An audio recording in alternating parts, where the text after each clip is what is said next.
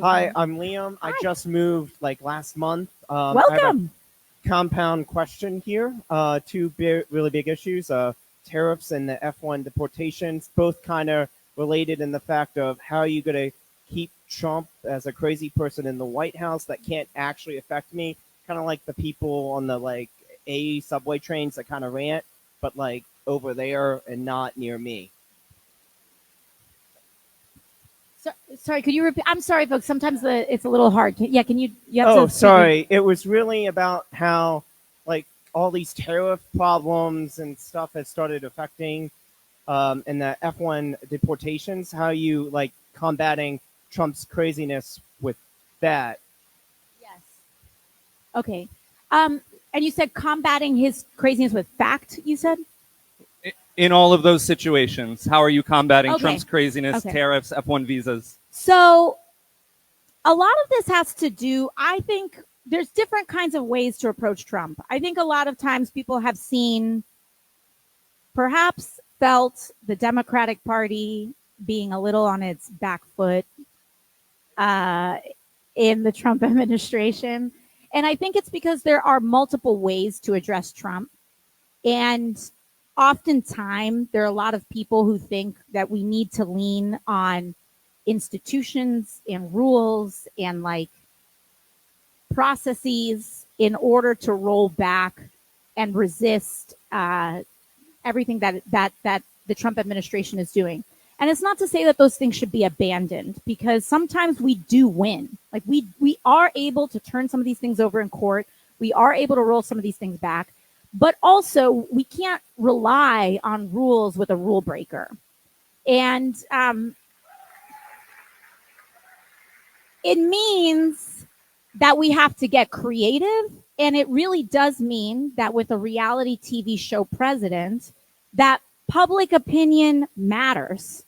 Public opinion really does matter.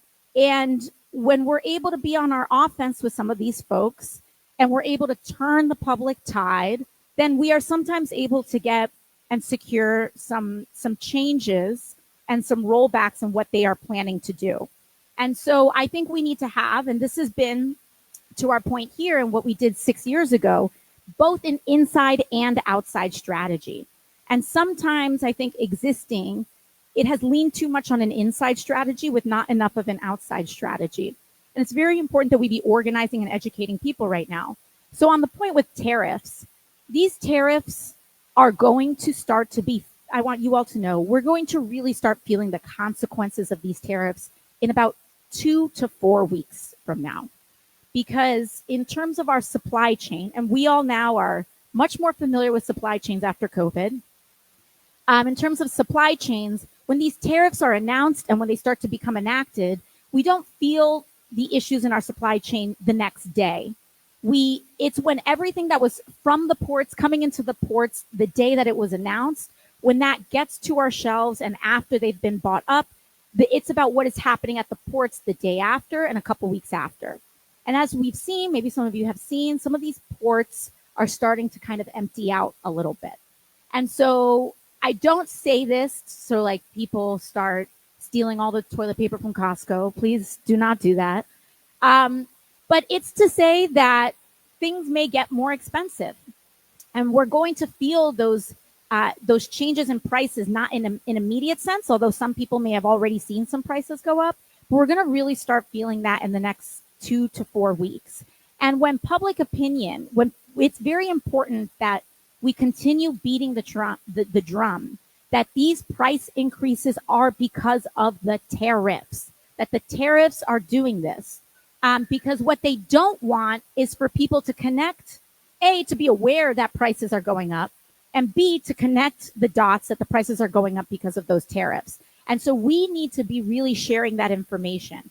I, of course, will be doing that in a public sense, but in an era of disinformation and misinformation, and there are plenty of folks that may not believe it when I'm saying it, but they believe stuff when their friends are telling them.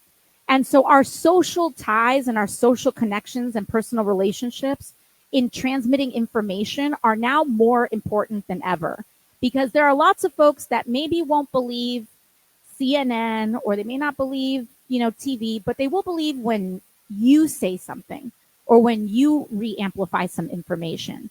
And so peer-to-peer information sharing is very important. And in fact, I think that's a big part of why they are rolling back these Medicaid cuts and delaying these Medicaid cuts, because Trump is so much on the defense with his tariff disaster that now he knows that he can't take the hit on cutting Medicaid too.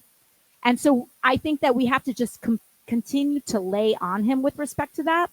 In terms of our community and in terms of immigration, the Know Your Rights seminars and the Know Your Rights information has been very, very effective in protecting our community from kind of these ICE raids that are trying to skirt the law and not fulfill their legal obligations. When our community knows their rights, and when everyday people know their rights, then we actually see some of that activity reduce in our own backyard, because they know that they can't just take people as easily. They can't take an educated community as easily as they can take one that is not as educated.